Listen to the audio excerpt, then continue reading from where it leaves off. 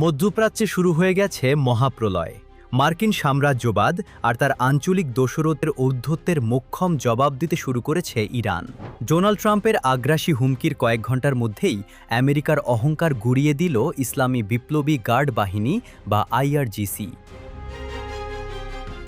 আমেরিকার তথাকথিত আত্মরক্ষার নামে চালানো কাপুরুষোচিত বিমান হামলার পর ইরান এখন রুদ্রমূর্তি ধারণ করেছে। আইআরজিসির ড্রোন ও মিসাইল এখন আঘাত হানছে মার্কিন দোসদের ঘাঁটিতে।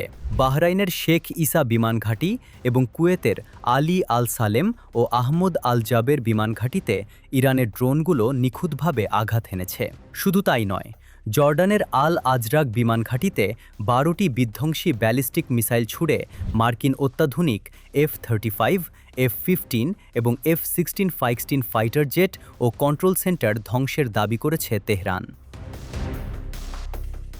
বিশ্বকে সচল রাখা হরমুজ প্রণালী এখন পুরোপুরি ইরানের নিয়ন্ত্রণে। অবৈধভাবে এই রুট পার হওয়ার চেষ্টা করায় দুটি বিশাল তেলের ট্যাঙ্কারে সফল হামলা চালিয়েছে ইরান। তেহরানের পক্ষ থেকে সাফ জানিয়ে দেওয়া হয়েছে, হরমুজ প্রণালী সব ধরনের বাণিজ্যিক ও জ্বালানি জাহাজের জন্য সম্পূর্ণ বন্ধ।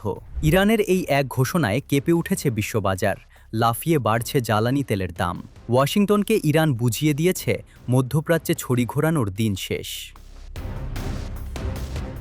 এর আগে মার্কিন প্রেসিডেন্ট ডোনাল্ড ট্রাম্প চরম উস্কানিমূলকভাবে ইরানের ওপর জোরালো হামলার হুমকি দিয়েছিলেন। ট্রাম্পের দাবি ছিল, চুক্তির দর কষাকষিতে ইরান সময় ক্ষেপণ করছে, তাই তাদের মূল্য দিতে হবে। কিন্তু ট্রাম্পের এই ফাঁকা ধমককে পরোয়া করে না তেহরান। ইরানের বন্দরাব্বাস এবং কেশম দ্বীপে বিস্ফোরণের পর তেহরানের আকাশ প্রতিরক্ষা ব্যবস্থা মুহুর্মুহু গর্জে উঠেছে, যা মার্কিন আগ্রাসন রুখে দিতে সম্পূর্ণ প্রস্তুত। আমেরিকা বারবার যুদ্ধবিরতি লঙ্ঘন করে মধ্যপ্রাচ্যকে অশান্ত করছে, আর ইসরায়েল লেবাননে নির্বিচারে হামলা চালিয়ে হাজার হাজার নিরীহ মানুষ হত্যা করছে। এই পরিস্থিতিতে ওয়াশিংটনের সাথে সমস্ত কূটনৈতিক যোগাযোগ পুনর্মূল্যায়নের ঘোষণা দিয়েছে ইরান। যদিও কাতার তেহরানে প্রতিনিধি দল পাঠিয়ে যুদ্ধ থামানোর শেষ চেষ্টা করছে, তবে ইরানের স্পষ্ট বার্তা, আঘাত এলে পাল্টা আঘাত হবে আরও বিধ্বংসী।